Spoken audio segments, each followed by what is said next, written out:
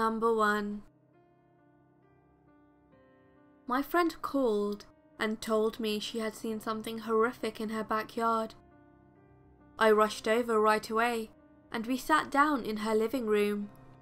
I took immediate notice of the fact that she had shut all the blinds on the windows. She sat across from me on the couch.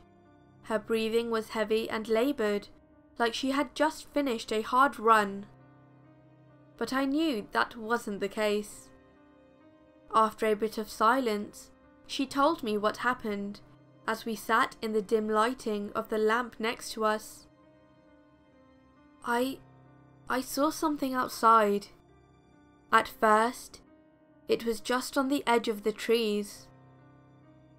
She stopped again to catch her breath and then continued. But when it saw me looking at it, it walked towards the house. She pointed towards the window behind me that overlooked her large open backyard. I got up and walked over to the covered window. I reached and nervously pulled 2 blinds down to peer into the darkness. I saw nothing at first, but as I focused my eyes on the trees lining the edge of the woods in the back, I could make out blotches of red on the bark. "Did you see anything?" she shouted at me, nearly sending me jumping through the window. I let go of the blinds and replied, "Not a thing, except for some marks on the trees. Could be blood from an animal." I once again sat down beside her, closer this time. "Tell me what you saw." She let out a sigh and began. "This will sound absolutely crazy, but I swear it's true." I nodded and leaned my head in, listening intently. It was a skin walking. I replied in confusion, not sure I had heard her correctly. "A skin walking? Do you mean a skinwalker?" Tears formed in her eyes as she spoke with frustration. "No, not a skinwalker. I know what that is. I mean, I don't really know, but it wasn't that. It was someone's skin walking." I hadn't heard her wrong. The mental picture took shape in my mind and made my stomach do somersaults. I then did something I really didn't want to do. I asked her what it looked like. "What? Why do you want to know?" "I'm sorry, I just wanted to." "It was someone's cut off skin walking in my backyard. No eyes, just empty black holes, and it left blood in its trail as it came towards the house. It staggered out of the woods and knocked on the windows." Tears were now streaming down her cheeks. "I ran and hid in my room. Then I called you." Okay. I'm sorry, I didn't mean to upset you more. The question is now, what do we do next?" "Call the cops?" "And tell them what?" "That there's a skin monster walking around town. They'd probably arrest us." Before I could speak again, there was a thud on the window behind me. Number 2.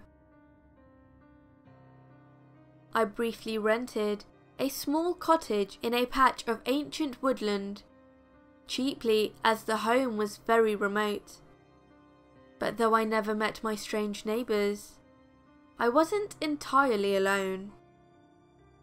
My marriage had collapsed.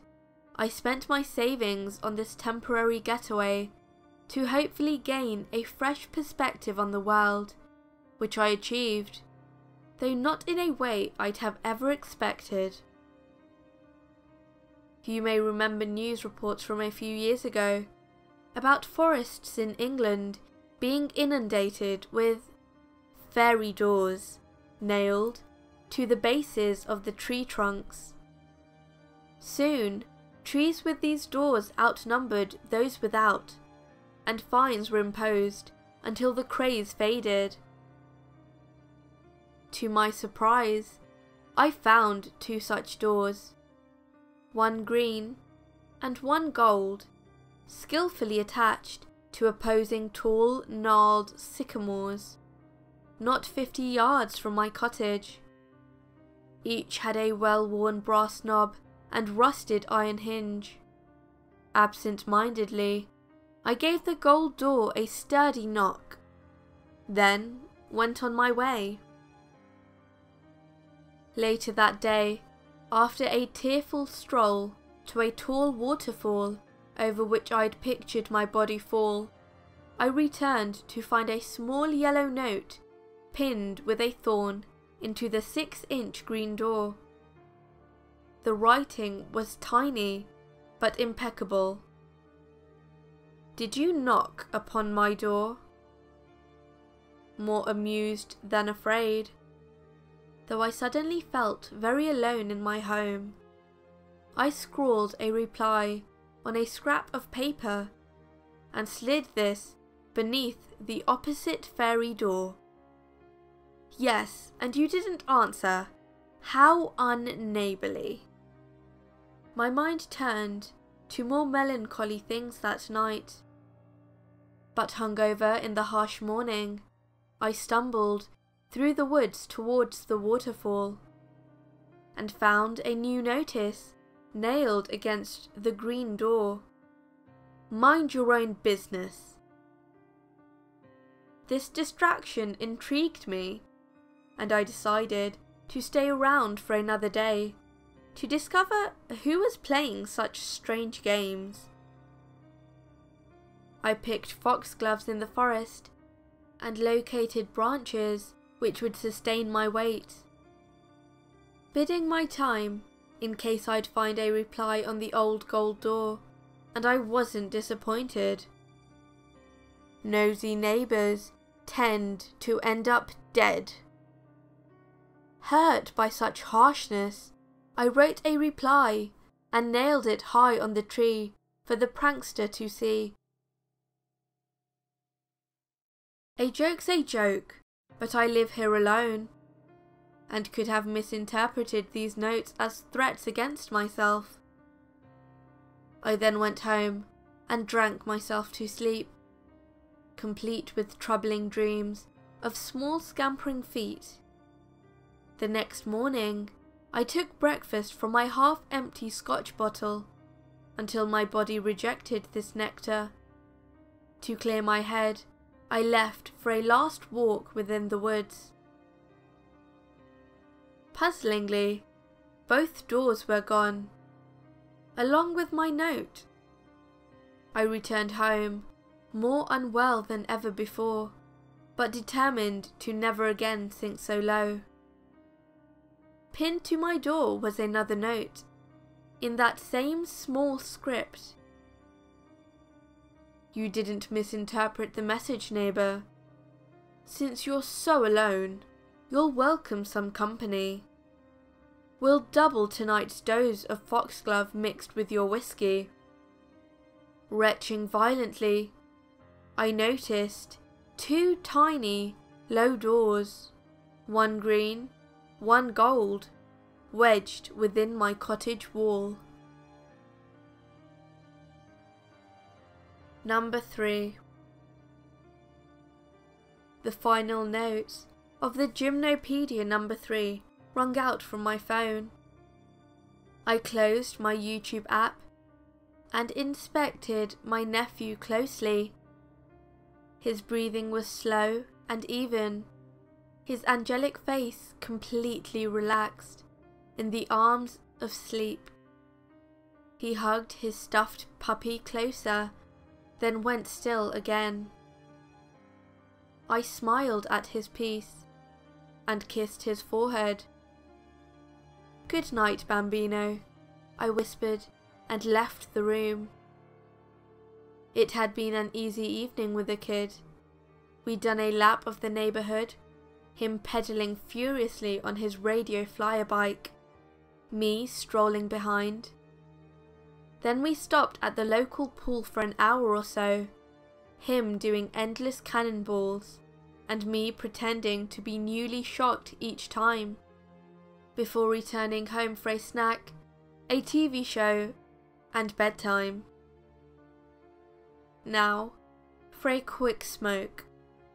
Then all I had left to do was watch TV that wasn't Nickelodeon until my sister and her husband came home to relieve me.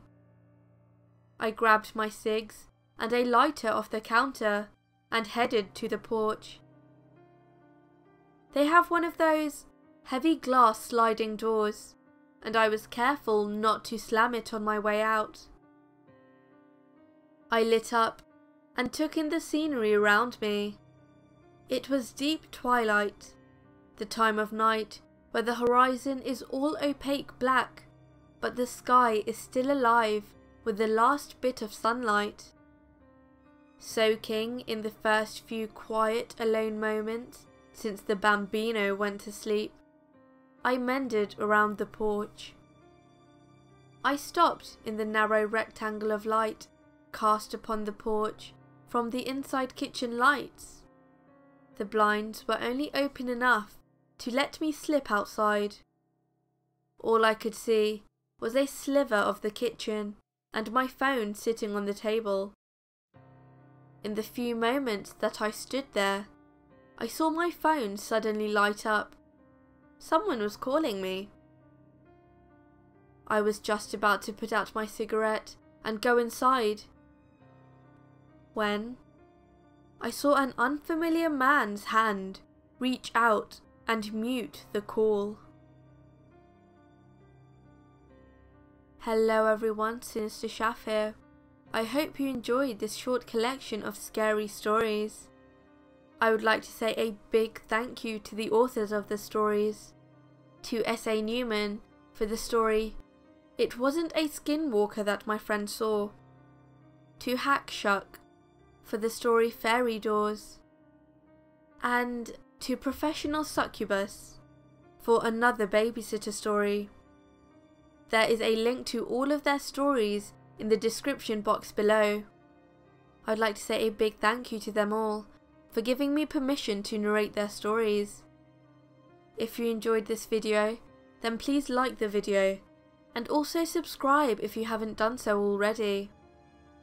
Leave me a comment down below telling me which of these stories was your favourite. And, as always, stay sinister.